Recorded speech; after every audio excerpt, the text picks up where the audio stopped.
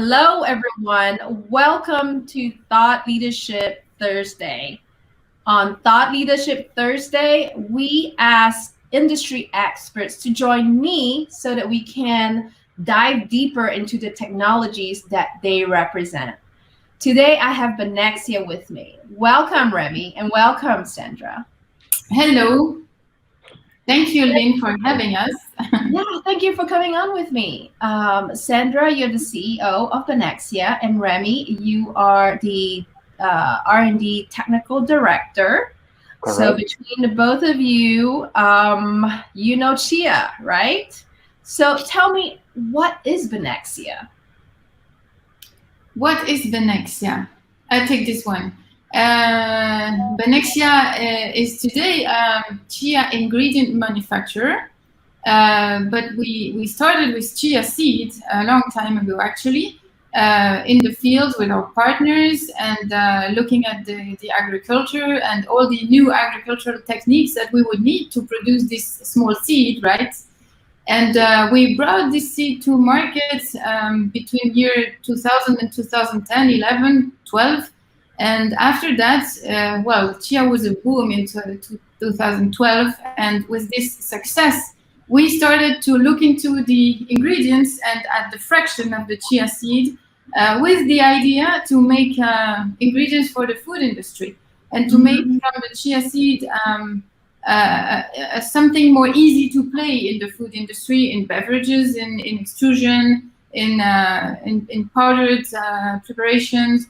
And this is how we evolved from raw material supplier to an ingredient supplier with a pretty nice processing plant, which is located in the north of Chile, close to the productive areas. And Benexia is today then chia seed ingredients manufacturer with all the quality certifications that the food industry needs. We export 95% of our production, and we move into different applications day after day, discovering more on the functionalities of our ingredients, which are fiber, protein, and fats from chia, but delivered in different forms. What do you think caused the Chia Boom in 2013, 2014? Wow, what do I think? I think there was an economic opportunity for a lot of people to sell the seed that was $2.53 a kilo in the fields to be sold at $8 a kilo. So It was for some of the players real huge opportunities. The fact is that with this situation in the market, obviously a lot of players, agricultural players, get into the business. A lot of chia was sold at this time and produced, and low quality chia seed with a lot of issues in food safety issues. The price went down to the bottom, and the industry took a very hard reverse at this stage. It was in 2014, you're right. And then chia seed lost a little bit of interest because of all these food safety issues. It made that I think the food industry was reluctant about getting into this risky business, let's say. And this is where we came on the scene, offering food ingredients and pasteurized chia seed, and then we moved to the other ingredients that are absolutely food safe right now. Now, you are the single largest chia company in the world, managing more than 25,000 acres. That's a lot in Bolivia and Argentina, right? So how did you grow from a small company to such a big company, in such a short time? With good partnerships, Lynn. Excellent partnerships with. I can't grow 1,000 acres to 25,000 in the blink of an eye. So it must have been a lot of business development going on there. Yes, a lot of business development, a lot of team development, quality procedures, traceability, some technology to in order to bring the quantities up with the same level of quality and control on the genetics and on everything you grow in the field. That was a big challenge that you're mentioning here. We increased these quantities in some years. It was not something that happened from one day to another. But yes, the group of people working in Bolivia with us is are our partners since 20 years, and we do a very great coordination and collaboration work on everything that is traceability, quality, control, etc. Yes, there is Interesting. Now that requires a lot of, to me, this requires a lot of logistics and transport. That goes a lot against a lot of carbon footprint issues, right? So, what have you done in terms of sustainability? Well, in this aspect, particularly that you're mentioning on logistics, we are actually acting very. The agricultural side are very close together in the north of Argentina and Santa Cruz, and then we bring the seed to Arica, which is close also. You might, well, we don't have a map in front of us, but there is definitely a close action place that we have. There you go. He's got the map. I got the map. I got the map. All the places are very very close together. We are in Santiago. This is a little bit further, but the agricultural site are very close to the plant, and we don't move the seed too much actually in Latin America. It's everything very concentrated. The production of chia seed has a very low carbon footprint because we don't need water. We use water from rainfalls to produce chia seed. So actually, chia seed has a lower carbon footprint than soy or than other cereals, oats, or any other cereals that you can find now on the marketplace. What is superfoods or even normal cereals? It's more. We use, actually it's a winter crop, so the fields that are used in summer to produce soy are also used for the rotation, and that is good for the sustainability and for the regeneration of the soil.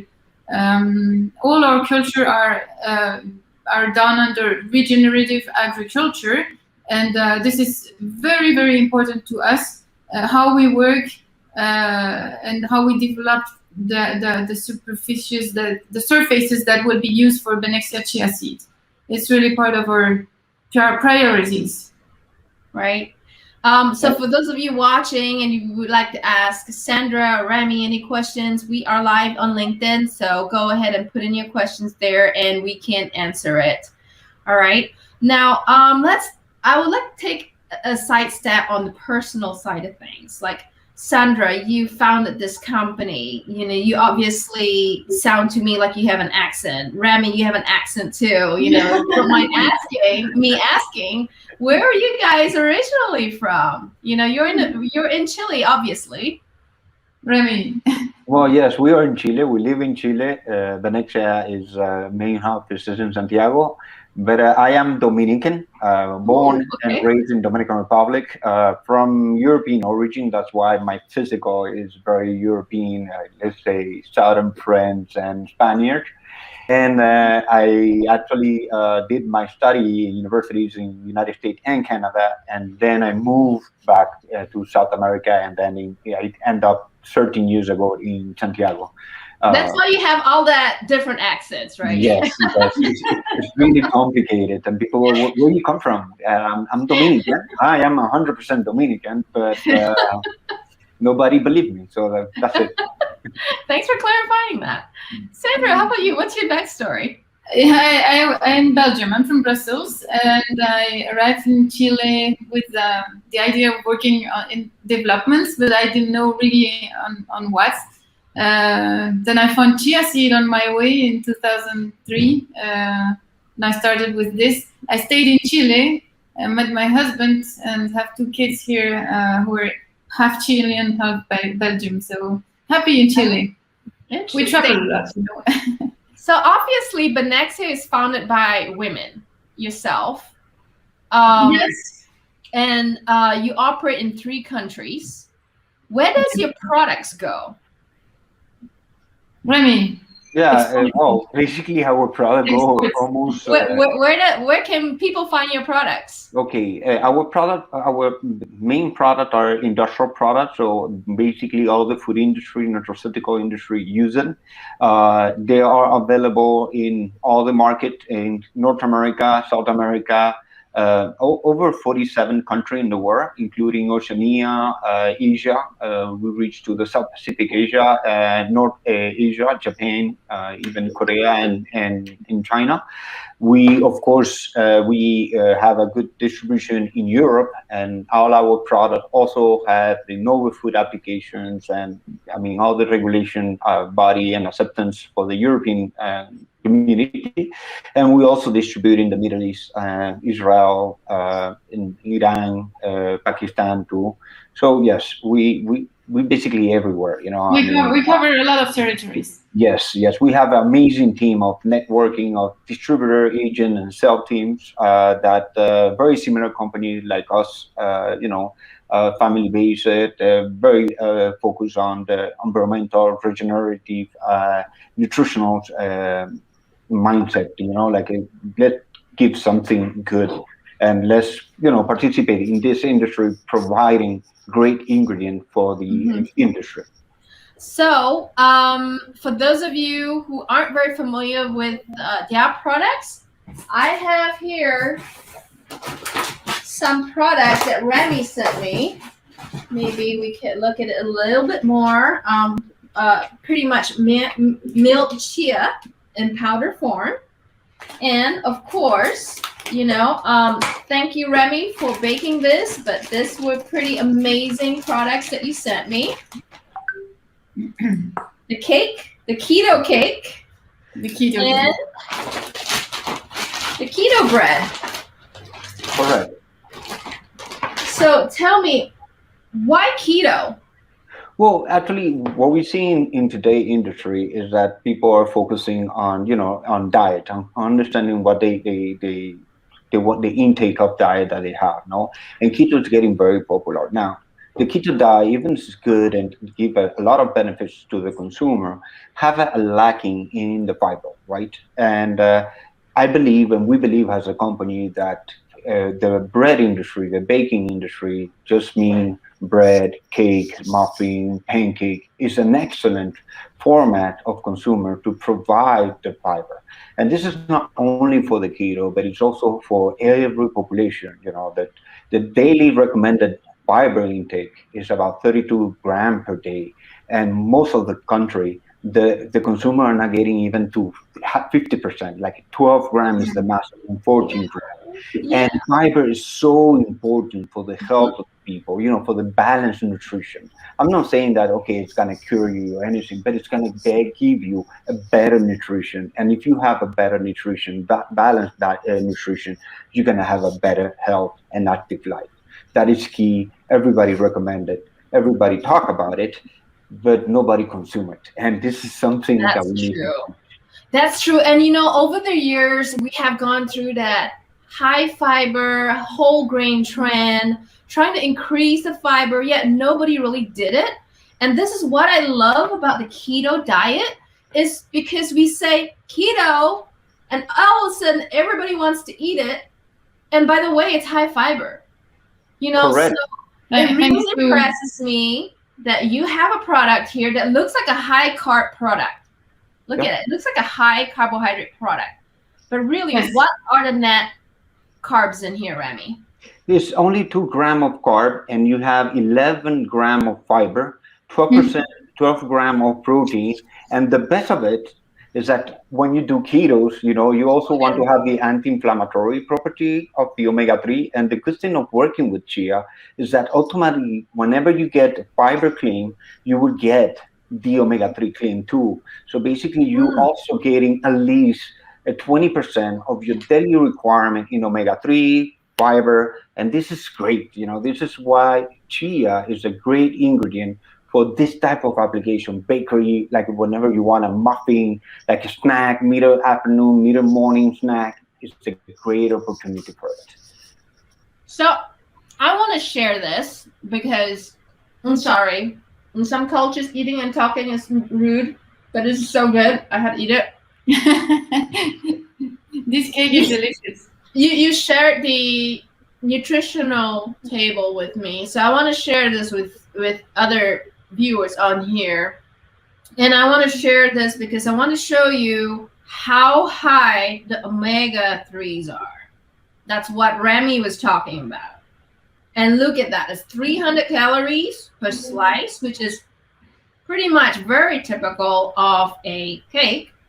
But most of that fat is coming from the chia. Right, Remi? Correct. Okay. But basically, the omega-3 is only coming from the chia. Correct. And we have a total carbohydrate of 20. And check this out, guys. 17 grams of fiber in this slice of cake. So we are really consuming the fiber in here. I love it. And you see the flavor, Lynn, yes. I love the flavor. There's nothing wrong with the flavor. That's the point. I mean, this is the good things about chia flour. I mean, chia flour, because containing high level of antioxidant, the oil is protected and you can bake it without damaging or having enough flavor in omega-3. And this is why chia is the best one in the omega-3, because it contains a high level of antioxidant that protect that omega-3 and make it very, very stable for any type of application, like beverage application, UHT system, baking system. You can use it anywhere you want. Like if you're cooking with it, I mean, there's a lot of potential with this type of flour, right? Right. So how do we make this particular high fiber keto cake? Well, basically, you have to, if you combine different ingredients. I mean, if you see in the table or the list ingredient list, we have different type of product. Like we use, like you have almond flour. You have like a 25% almond on it. You have 10% of chia flour, which is basically what you show on the picture. This product, which is going to be responsible for majority of the fiber and the omega-3, and 100% of the omega-3 is also going to be responsible for about 20 to 30% of the protein, because this flour contains 20% of protein, over 20% guaranteed. So it's a flour that is rich in protein too. Okay, so and then you're gonna have, of course, egg, wheat. I mean, in this application that you show, which is the cake, right? In this application, you basically have what we call a combination, like of egg and wheat. With gluten. Flour, gluten. And this is for the keto, but it also can be applied for gluten-free application if you want, because the chia flour help you to bind ingredient together, so and have that softness on the cake. Correct. I just wanted to point out to our viewers on here. I wanted to share the label of this cake, and I'm very, very impressed again because it's a very clean label. Okay. We don't have a ton of stuff on here, but basically the base of this particular mix is almond flour mixed with chia fiber and wheat gluten and coconut flour, right? And then it is glued together by the egg albumin, and the different minor ingredients required to give it a good taste and a good rise. So you can see here that the ingredient label is very, very clean. So if I were to use your product, how much dry flour base, or what is the percentage I need to use of the Benexia KCMBM? Okay, for the Benexia, the ingredient that you have to use is normally at 10% in your baking flour formulation. So that is the best recommendation. And then you, of course, you're gonna have to modify it depending of, your target market, your consumer target. If you want a more moisture or less more dry, if you want to do a cookie or you want to do like everything depends. But just by replacing 10% of your flour base with the chia flour for 35, then you're going to have that benefit and that texture on it. And this is the great. That's awesome. So how about bread? What do you recommend for bread? Well, it's actually the same thing because everything would depend on the flour portion that you have, right? So basically, depending on what type of flour you're using, if you're using a soft flour or a hard flour, you need to understand, what level of percentage you would need because, of course, you don't have any starch on it, 0% starch. So basically, you need sometimes a starch in order to combine, So if you wanted to do a keto, here we use the almond as a base, but it's a heavy bread. It's a good bread. You have a really nice, homogeneous distribution, but it's a little bit heavy. I mean, this is a portion size of 55 grams. Which normally in bakery you talk about 2 slices for portion size, right? And this is one. So it's a little bit heavy for bread, but was focused on keto. So what we wanted is to have, of course, high protein, high fiber. Now, if you wanted to use it on a standard, let's say, gluten bread, like even to make a baguette, you only replace 10% of the of the flour, let's say wheat flour, for your baguette. You replace 10% of the chia flour, and then what you're gonna have to do is to increase between 10 to 20% the amount of water in order to have your product, and you're gonna produce like a very nice, like a whole wheat baguette, which is gonna provide you the fiber and the omega-3 as well as the protein that you're probably gonna need for your balanced diet.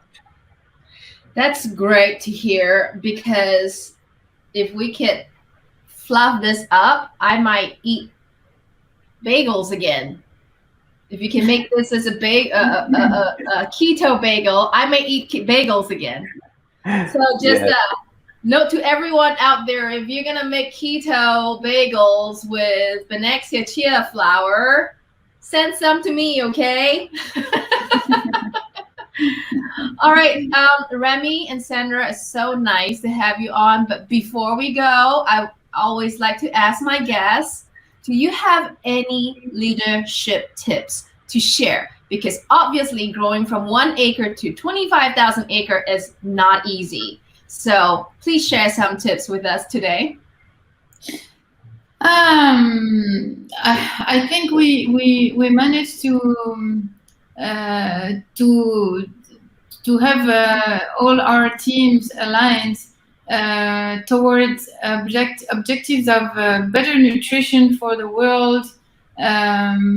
This ideology we have in the Benexia team that we could bring a little more health on the planet in a sustainable way, thanks to chia, which is very, very it's a superfood, high in nutrition, high in omega-3, which is super good for health and can really make a change in your health when you consume it daily. So I think this was really the leadership that we had for the projects and for Benexia itself as a group of people motivated to make a better world, with better nutrition and more plant-based and all what is under these ideas. So this is this kind of leadership we have in Benexia. I love it. Teamwork, clear enough. Teamwork, partnerships, collaboration, and sustainability. That's really good. Easy to move people for these same objectives, which are really appealing to all of us today, right? Yeah. This month is Earth Month, right? Earth Day today. Yeah, so you see, Happy we Earth really. we need to do something for the planet. I think for the people too. Our food industry is very wrong about a lot of things, and we wanted to bring this little something, chia seed, into this food industry. It's a monster. We are attacking, but we hope that and we believe that really the food industry will include better things in the formulations they use. Absolutely. So thank you both for coming on. I really appreciate your time and your thoughts on sustainability, farmers, growing companies. I look forward to your products and more keto products on the baking market here in the US. Thank you so much for joining me. Thank you, Lynn. Thank you. Bye. Bye. Bye-bye.